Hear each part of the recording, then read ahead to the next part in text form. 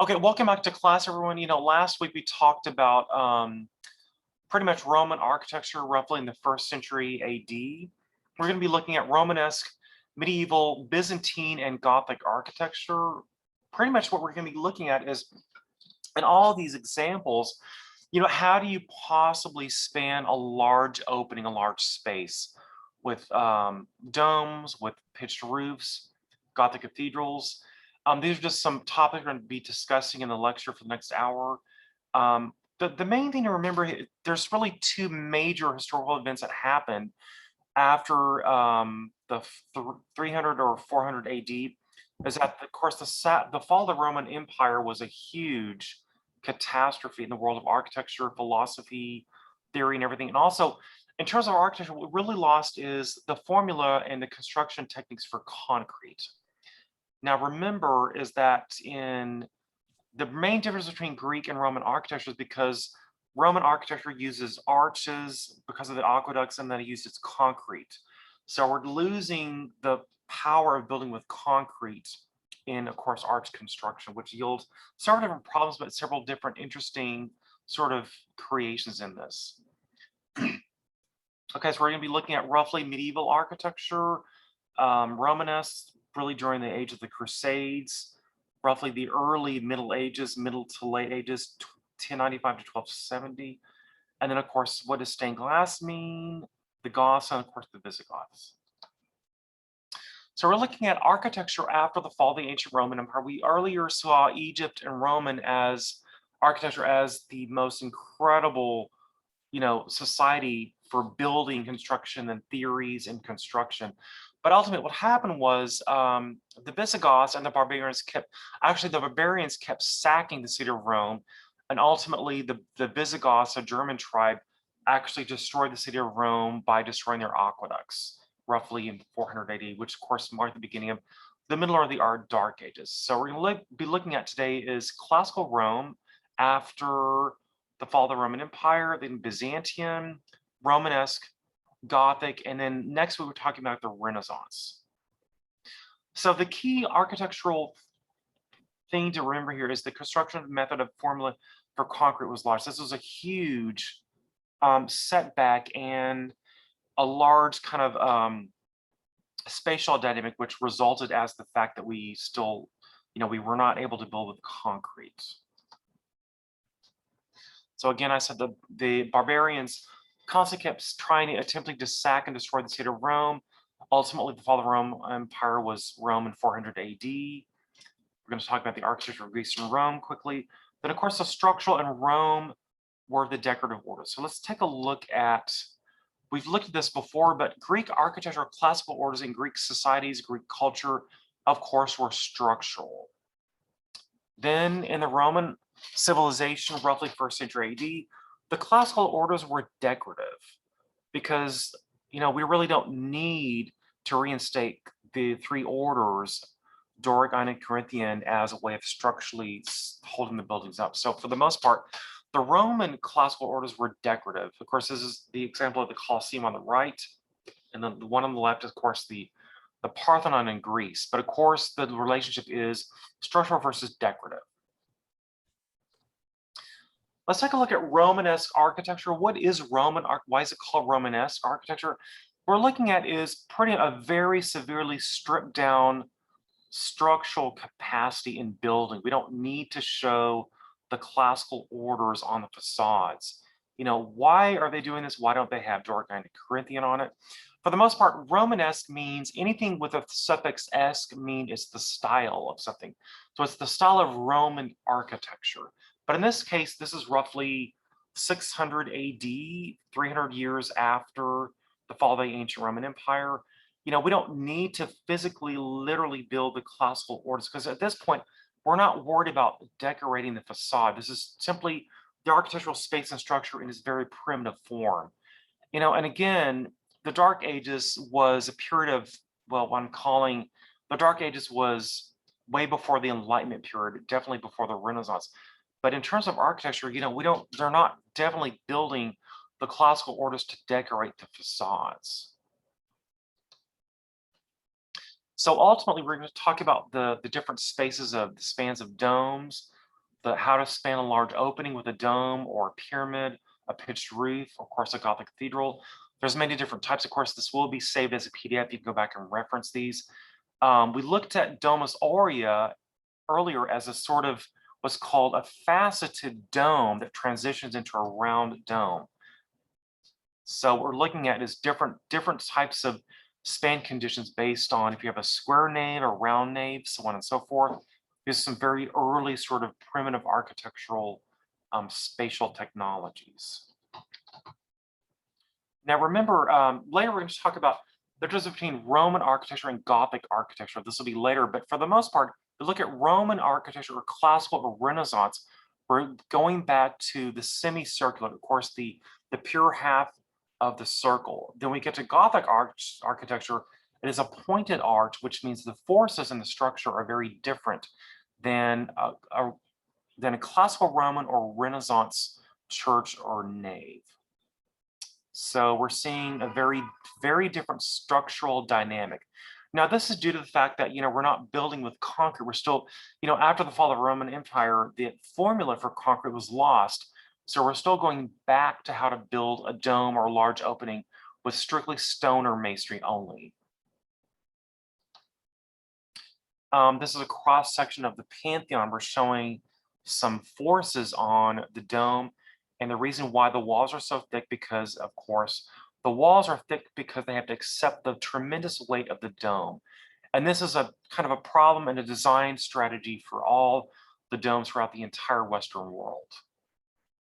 If you can see my cursor, the little diagonal piers, of course, are the structural piers in the foundation.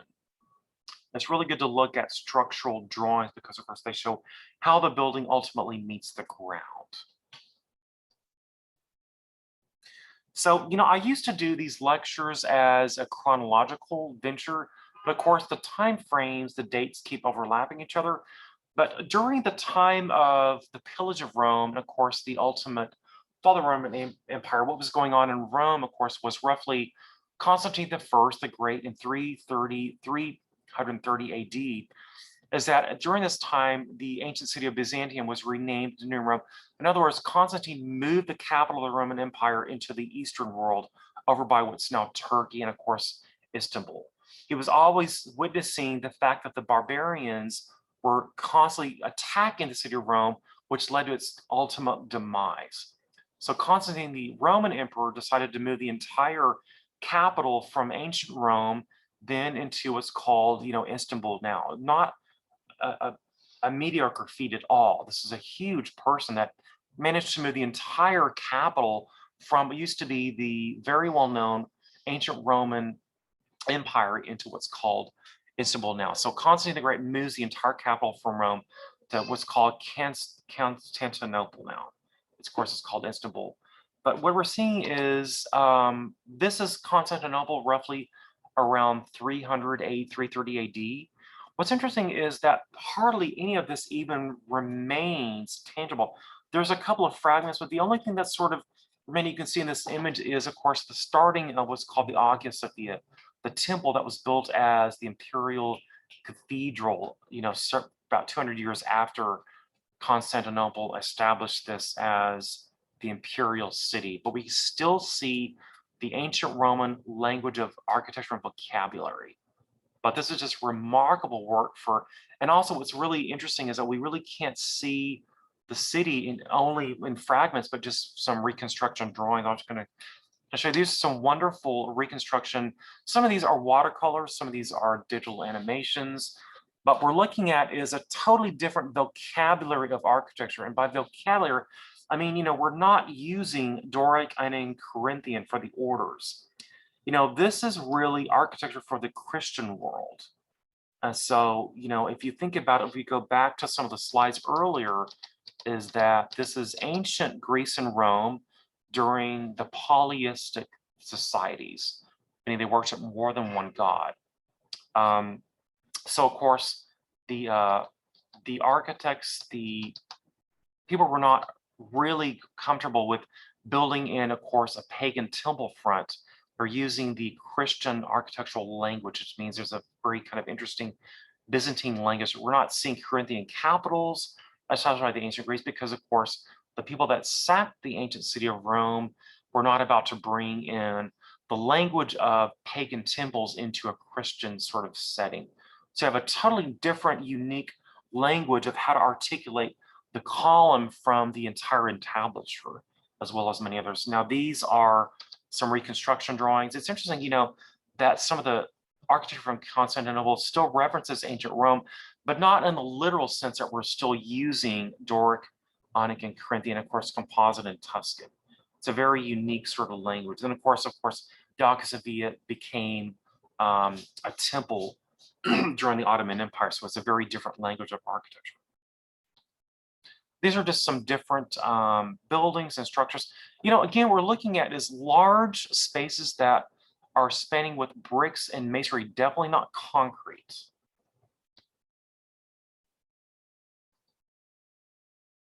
So we're going to look at Hagia Sophia, or I'm sorry, I'm pronouncing it it's probably pronounced Hagia Sophia, 500 AD. This is, of course, was built as a Christian temple, later converted into a mosque. You can see the minarets, of course, which flank each one of the property boundaries with these large towers. Here's a cross section. So we're looking at is a cross section of structure with stone, mortar, and bricks, definitely not concrete. Because of course, Roman concrete had volcanic ash.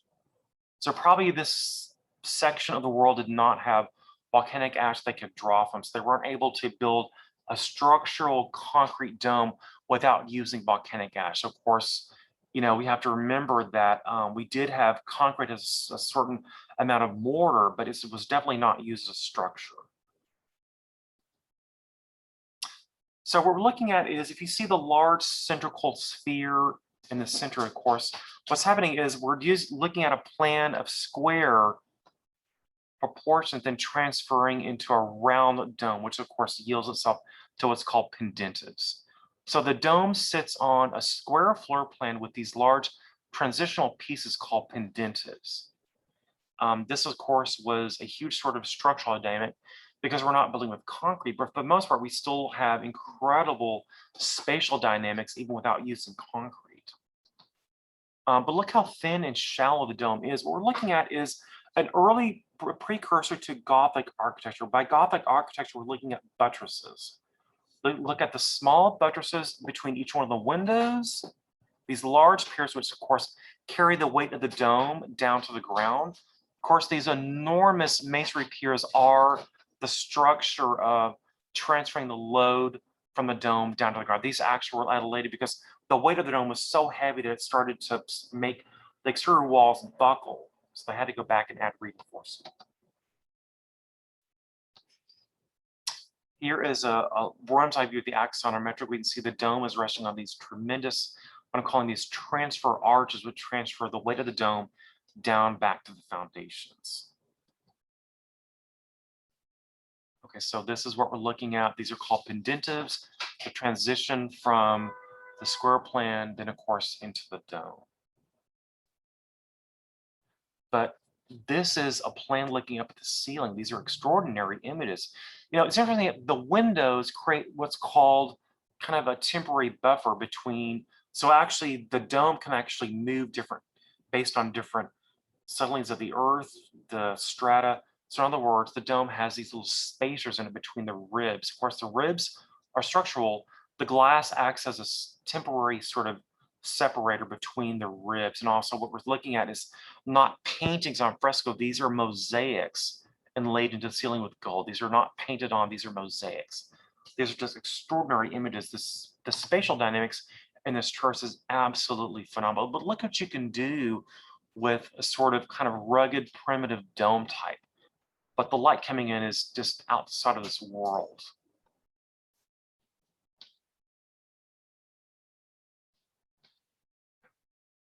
Of course, here is a large image of what the space looks like.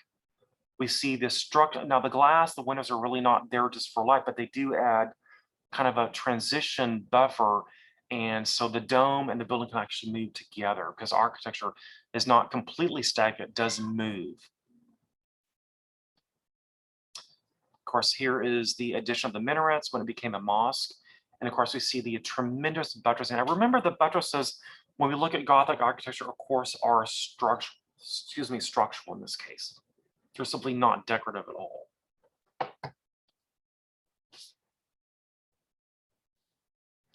Okay, so we're going to look at some examples of Romanesque architecture. What I was saying about Romanesque is clearly it's Romanesque because we're looking at the Roman arches from classical antiquity, undecorated and unadorned.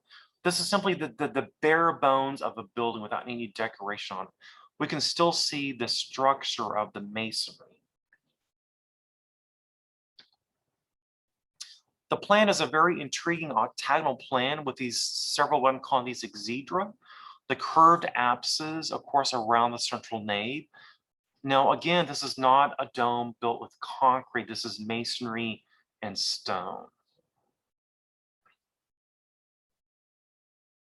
But what's interesting about these images, you can clearly see the structure. You can see the voussoirs around the windows. That is the structure of the building. You can see the buttresses, but of course, ultimately are not decorative. They hold the walls up. And the interior is just incredible. The exterior is a very rugged face with Romanesque arches and masonry, but of course the interior is covered with marble. There is inlaid mosaics, and of course there's gold leaf, a very kind of beautifully decorated jewelry box.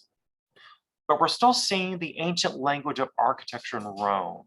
Of course, the series of arches as the construction technique. This is definitely not Greek architecture because Greek architecture, of course, has post and lintel. They were not building with arches, which phenomenally changed the structure and the space of Roman architecture. Pretty much every surface is covered with some detail with gold leaf or some sort of inlaid mosaics. Those are not frescoes. These are some other examples of very early Christian churches. There's really nothing adorned or decorated about them. You can see the thick masonry structural walls. Of course, the windows are very deeply inset into the wall. Then again, a very primitive example of some early Christian churches, roughly 600 to 800 AD. This, of course, is the basilica flanking the Tower of Pisa. We can still see it's Roman architecture because we're still seeing the consecutive Roman colonnade on the facade. It's definitely not Gothic, which we'll talk about later.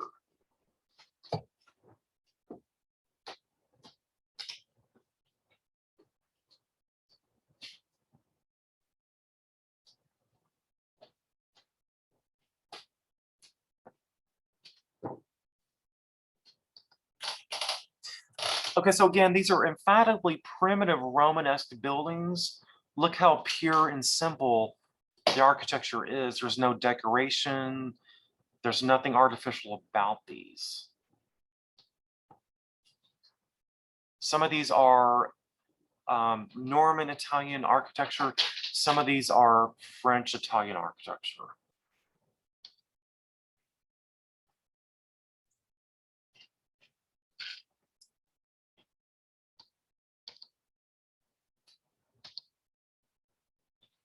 Again, the typical series of arches from the Romanesque period.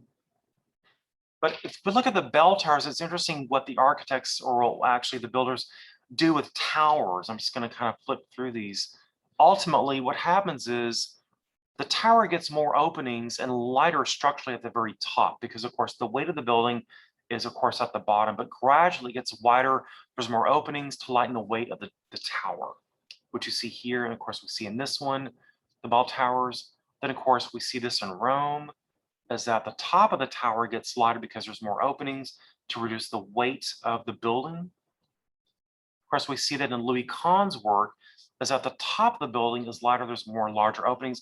Then gradually at the ground, it gets, of course, the opening gets smaller. And of course, the weight of the building is bearing on the very foundation. It's interesting to see that a modern architect is referencing some early Romanesque and Christian churches from early Romanesque architecture.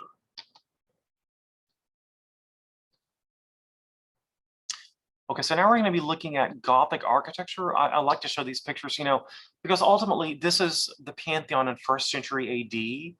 And of course, this is a concrete dome. And I like to show the images of the scale of this building. These are people that are inspecting and probably repairing the domes. If you think about this, during the Renaissance, Brunelleschi, that was designing the Cathedral of Florence, he actually came to the Pantheon and did structural analysis. He actually cut a hole in the dome to see the structure of the material.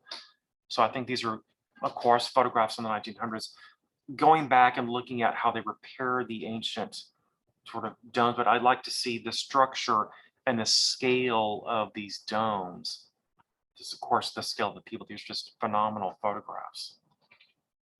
So now we're in Gothic architecture, roughly the year of 800 to probably right before the Renaissance.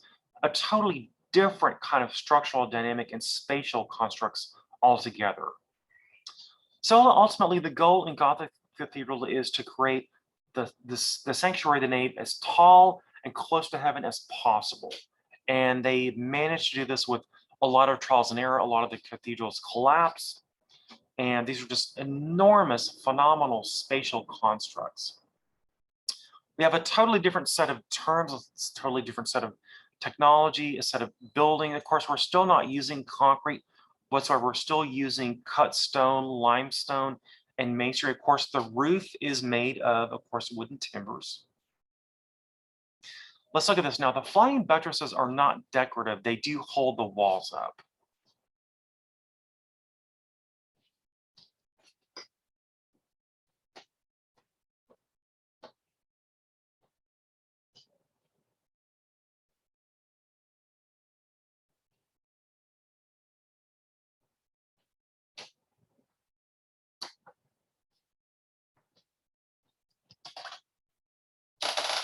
Of course, now we have the stained glass windows, we have sculpture. Let's take a look at one of the details of flying buttresses. This is built before cast iron, steel, or, we're definitely not using concrete, but the flying buttresses actually hold up the walls so they can build as tall of a nave as possible.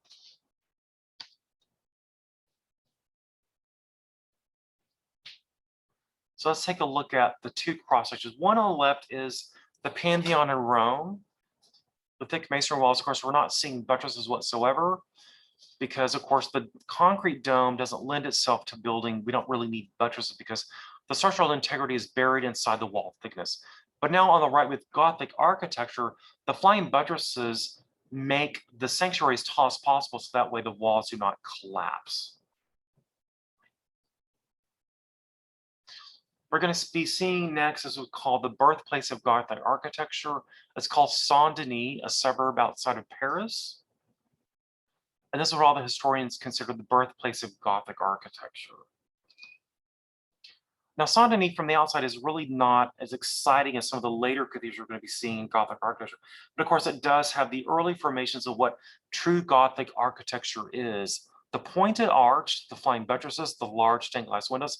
It's really hard to imagine these are still structurally possible because we're seeing mostly very thin stone ribbing and columns and huge expanses of glass. But on the outside, we're looking at a mixture of early Romanesque architecture and, of course, Gothic architecture we're seeing as the pointed arches. And these are just absolutely unbelievable spaces to visit. And I consider Gothic architecture sanctuaries as the sort of heavy metal of architecture and music. I mean, it's just completely transposes yourself in a totally different mind from a totally different world. It's like nothing you've ever seen before. You can imagine living during the Middle Ages and seeing the sanctuary because pretty much everything in the world of medieval or Gothic architecture is really built and constructed for the church. These are large tombs, of course, in Saint-Denis. Later, you're going to be looking at some extraordinary, this is probably, I think, the Cologne Cathedral in Germany. But between now and Saint-Denis, roughly about 1000 AD until before the Renaissance, the cathedrals kept getting larger, more elaborate.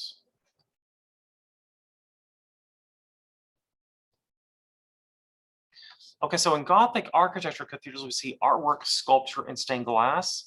Now, everything in this entire entity is considered, everything is telling a story. This is not art for art's sake. I hate that terminology, but for the most part, the artwork, the sculpture, the stained glass is telling a story, scripture from the Bible, because a lot of these people, most people could not read. There were not books that were widely published, so pretty much everything in the cathedral told a story. You can go to the cathedral and look and see the scriptures of the Bible. You can see the stained glass telling a story. There's nothing decorative about this at all. These are the literature visibly displayed where you can read and understand the stories. So the cathedrals are not just a place to worship, they're a place to learn about the culture and, of course, the history based on the sculpture and, of course, the stained glass. I like to show the floor plans because the plans are just really extraordinary. It's an explanation of the sanctuary and, of course, the side aisles, and for the most part, the architectural language of the piers and the structure in the plans. You know, when you look at the plan of the Pantheon, you don't see a huge field of columns. You're seeing, of course, the concrete dome that is transposed from, of course, the concrete down to the ground. But these are showing stone piers. And how on earth do we structurally span a large opening, of course, the sanctuary? You know, not only in, of course, the Dark Ages and medieval times, is the fact that somebody could draw, imagine, structurally make these things without modern sort of tools is really remarkable.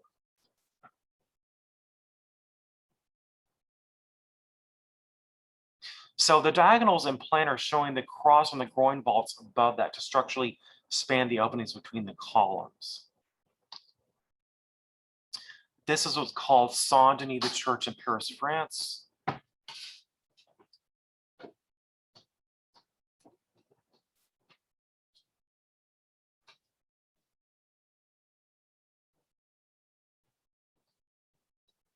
What's amazing is this is, you know, roughly the 12th century AD. The wall mass is very thin. Of course, every square inch of that structure is the structural capabilities of the building. It's remarkable that the entire thing is nothing but glass. It's like walking into a large, colorful greenhouse. But ultimately, every little rib is a structural piece in here. What I was going to show you earlier is, you know, when you're building a Gothic cathedral, this, of course, is Notre Dame under the reconstruction phase of it, of course, after the fire of the spire and, of course, the roof. But you can see how the actual flying buttresses were actually built. You'd have to have thousands, if not millions, of trees to build these cathedrals. So we're looking at is the formwork to actually structurally hold up the arch until the mortar is cured and set. And then, of course, the formwork is removed.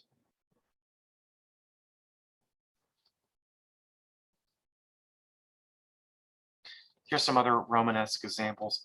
Later, I'm going to show you, you know, the power of the Gothic cathedrals is just extraordinary. It's certainly, we're not using domes, we're using bell towers and cross vaults, the sanctuary.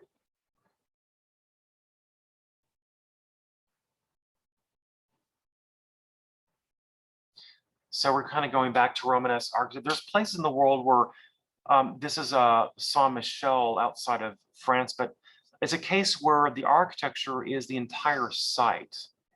I mean, the mountain, the hillside is, of course, the entire building. Now, of course, this is not concrete. This is all stone laid brick by brick. Of course, these are some images of Notre Dame Cathedral. Here we can see how tall the nave is possibly structurally done.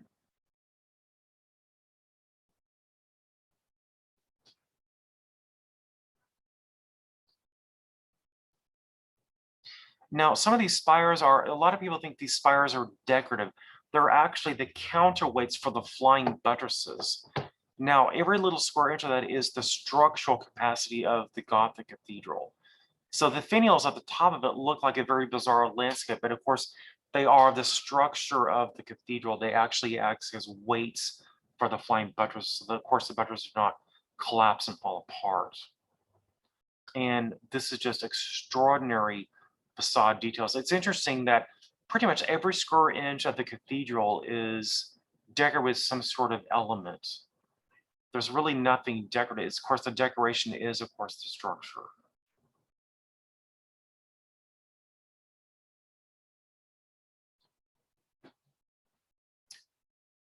course, here's another example of flying buttresses.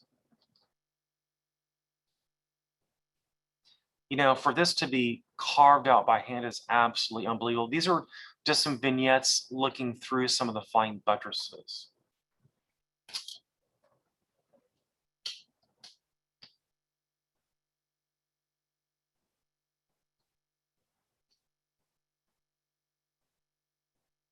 Now, surprisingly, all of this is structural.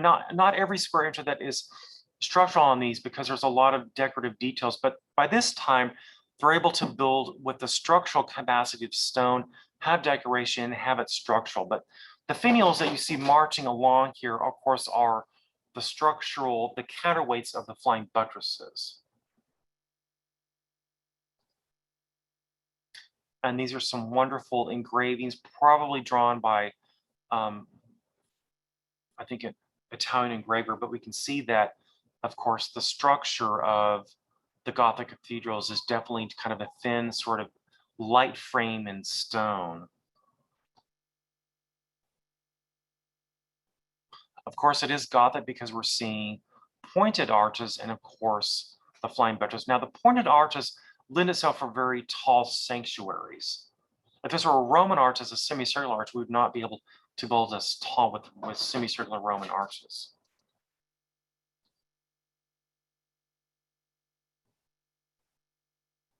So later we're getting into Chartres Cathedral in Cologne, Germany.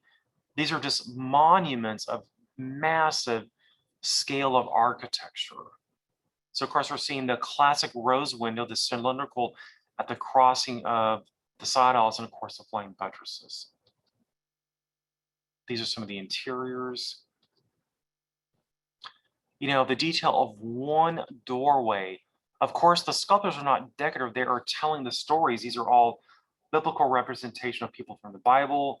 And so this is not a decorative element. These are actually literally sculpted and, of course, pieces of history written as sculpture, not really books.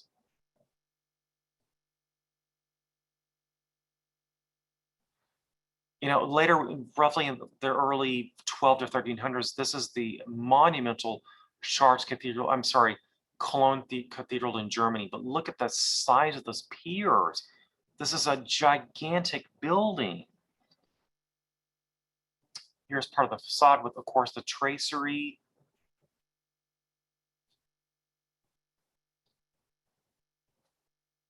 I love to see architecture in black and white photographs. The entry portals are just phenomenal. Here's a picture of Cologne, Germany at the cathedral, of course, superimposed with the train station to the left. The scale is absolutely unbelievable.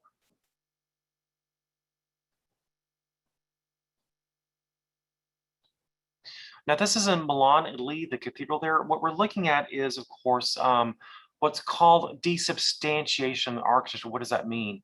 It's really hard to even tell the building's envelope. It's hard to tell where enclosed space is versus exterior space. There is so much detail and articulation. It's really even hard to see the architecture. But of course, this is an unbelievable stone landscape. This far surpasses really anything they did in ancient Rome during the first century. These are just absolutely magnificent structural capacities and, of course, decorative architecture. But of course, what is decoration on this building? Pretty much every little piece is a structural entity. There are some decorative pieces which, of course, adorn the pitched roofs and, of course, around the windows. But for the most part, all of this is the structure of the building. Of course, here is an interior of Sainte-Chapelle with all the colored glass. You know, it's remarkable to see how these buildings are being held up, you know, without stone or iron. These are all cut limestone. Of course, this is faced with gold leaf and probably inlaid mosaics and some paint. And the plans are just as remarkable as the interiors.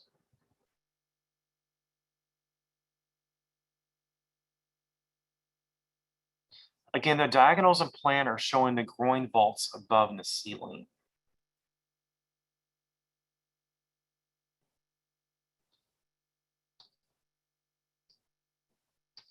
Okay, well, that actually is the last image in the presentation.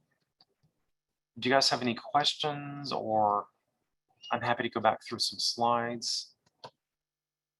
I think the most important part of the lecture is really the structural dynamics that we're looking at. And if you guys have questions, you can turn your microphone off and ask them here on the lecture.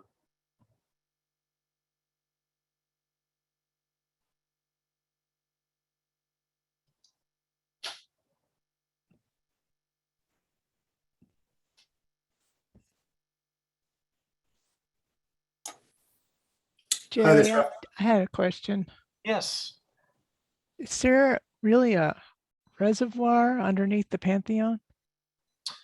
You know, I saw that. I'm not really sure what that is. That's not really, I don't think that's the I think that's a typical Roman, but I saw that. I don't think there's, no, there's not a really body of water. You're very perceptive in seeing it. I just was showing you the structural dynamics of how the load of the dome is transferred into the thick walls. I don't know why they're showing that, but of course the piles are showing that is actually the foundation of the building. But yeah, I don't think there's water sitting underneath, because if you think about the Pantheon, remember that the oculus is open, so there is water coming from the rain, but there's not a body of water underneath that. Okay. But Thanks. that's very perceptive. I hope there's not.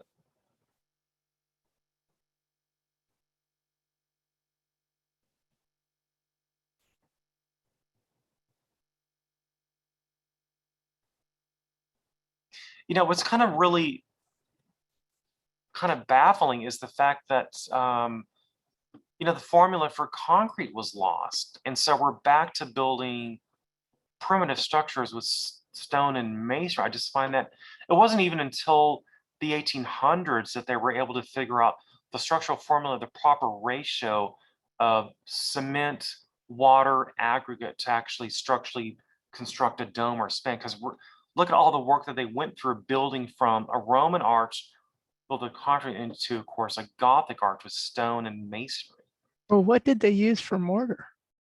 Now, mortar was a very kind of diluted element of concrete because mortar did have aggregate, a mixture of sand, some volcanic ash, but it wasn't used as a structure. It was meant as a binding material between the stone. But yeah, they did use concrete at this time during the Middle Ages was a very thin, watered down version of concrete. You couldn't use it as structure. I just find that remarkable that from 400 AD until the 1800s is that they're using stone and masonry to build these things, especially the Hagia Sophia.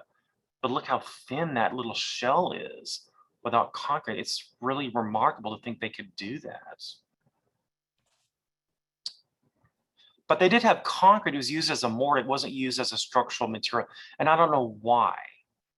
You would think that that many years of progress, of course, progress was sort of stifled during the Middle Ages. But when I hear that and I think of the Middle Ages as being kind of a very depressed society, look what they were capable of building.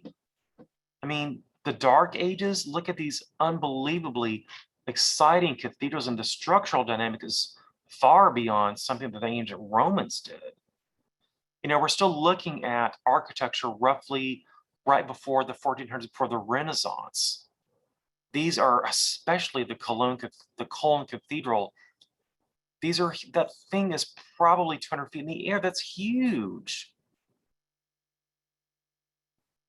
I mean, these are unbelievable structures, not only but they're extraordinarily beautiful just by the fact that they had thousands of workers to carve the decoration, the gargoyles, and pretty much everything from the Bible. I mean, these are just remarkable constructs. Of course, when we talk about we're going to be talking about Renaissance architecture next week. We're going to be seeing that, of course, the Renaissance architects were considered modern because the flying buttresses and the Gothic cathedrals were considered visibly vulgar. And we'll talk about that next week. But for the most part, the Renaissance architects concealed all the structure into sort of one sort of realm as the thick wall condition. They would regard these as visibly ugly and just disgusting. worlds of architecture. But of course, this is how you would structurally span a large opening without the use of the concrete dome. But we'll talk about that next. So we're going to be talking about Renaissance architecture, of course, Baroque on next Tuesday. But these are just unbelievable constructions. It's interesting to see that we don't really need the classical orders to sort of articulate the facade. We have the scale with the buttresses themselves. But you know, for people to build something, you can see I think this is the rooftop of the Milan Cathedral, but these are just unbelievable studies in early engineering, structural capacities, and of course the masons that were able to build things. You know, we were not really even calling these builders architects. We didn't have the term until the Renaissance. These were what's considered master builders.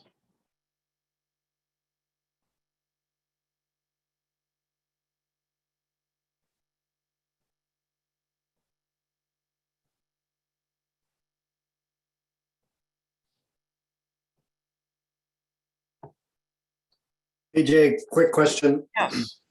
When you're talking about the desubstantiation in architecture, is Uh-huh. that what comes in the Renaissance, that concept, or No, absolutely not. Let me go through that image for a minute. Well, now a lot of these terms, you know, there's historians that review early history.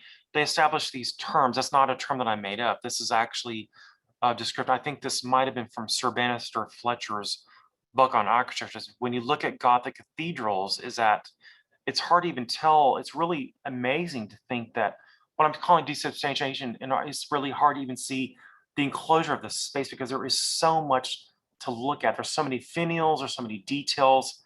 They wouldn't consider in the Renaissance. They dropped these terms because in the Renaissance we're going back to ancient Roman methods.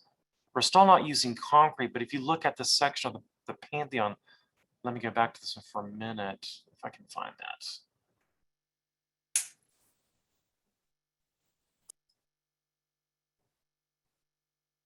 You know, we don't see any desubstantiation. We see a physical enclosure where the space of the inside begins, the space on the outside ends. So this is definitely not Gothic at all. I see. Okay, I understand now what it means. Yeah, Okay. it's a term because if you look at the way that the counterweights are, the finials, the structure, it looks like a completely bizarre landscape. You know, it's even hard to tell where the sanctuary of the building actually ends. It's what I really like about a modern, especially Mies van der Rohe's work, is because it's hard to tell, and Frank Lloyd Wright's work, it's hard to tell really where the interior enclosed space is and where the exterior space ends, because the landscape of the building extends out into the sky. We don't see anything like this in the Renaissance. We're not using spires or towers. We're looking at domes. But of course, these are built to accentuate so we can get as close to heaven as possible. When we go back to Roman civilizations in the Renaissance, we're not doing that at all.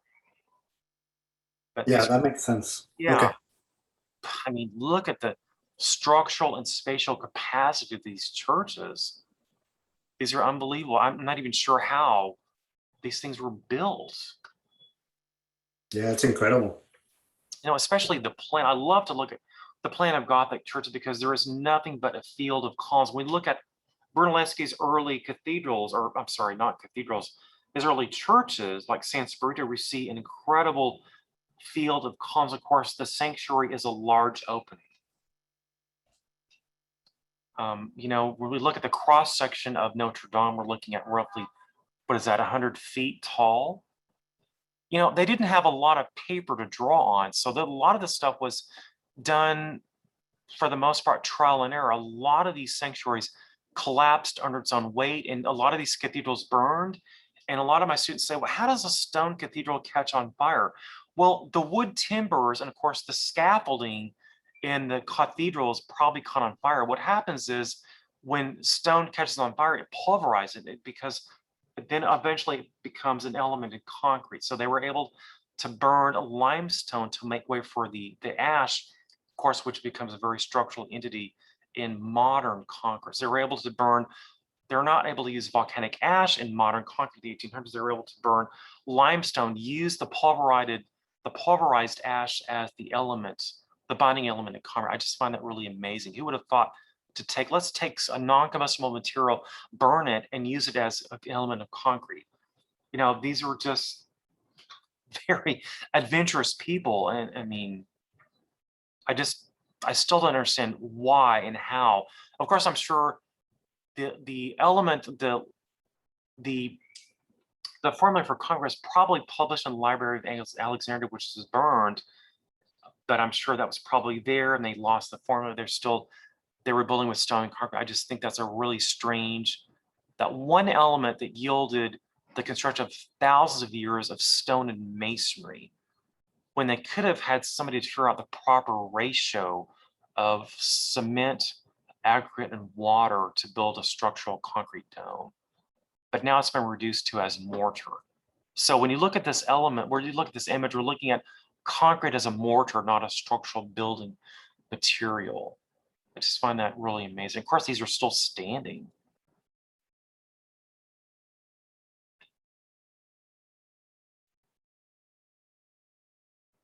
But of course, ultimately, the Romanesque architectural style is really arches, definitely not flying buttresses and Gothic architecture. Now, the reason that Gothic architecture uses pointed arches is because the structural capacities of the pointed arches was more, was more conducive to building a very tall sanctuary and a tall building. So if you look at this, the cross section of the Pantheon in Rome, there's no way you would use a semicircular dome to build a tall space in Gothic architecture.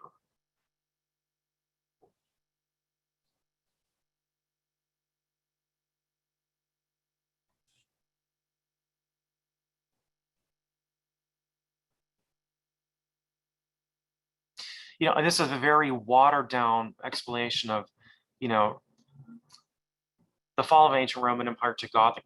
We could spend a whole year and not see everything, but this is just a really pivotal turning point in architecture.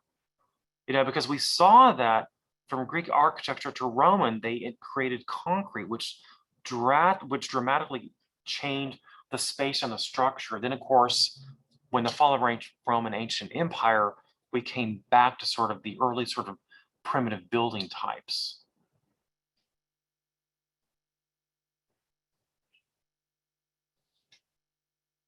What's also really interesting and somewhat scary is that this is, you know, Constantinople in 300 AD. We hardly have any buildings that are remaining after the civilization fell.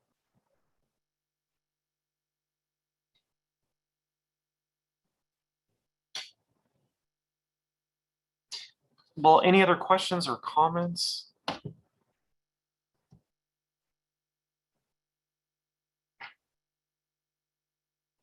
You know, I'm entering this lecture as an architectural designer, definitely not a historian, so I'm not an expert in the history, but I still have a lot of unanswered questions for myself. And also it's interesting that, you know, the world of architecture has tons of contradictions and complexities.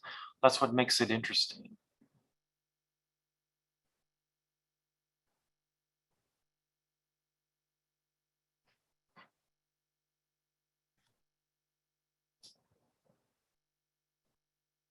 And I can't remember the name of our moderator. Who's our moderator that's opening the class? Do you have any questions?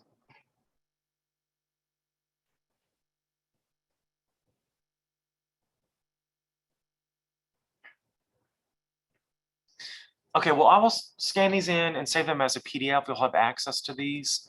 Any other last questions or comments? Not for me. Thanks, Jay. Okay. I'll see you next week. We'll be in Renaissance Florence at the beginning of class on Tuesday. Then we'll talk about Baroque architecture and sort of early neoclassical architecture. Excellent. Thank you so much. All right. Thanks again. Okay. Thank you so much.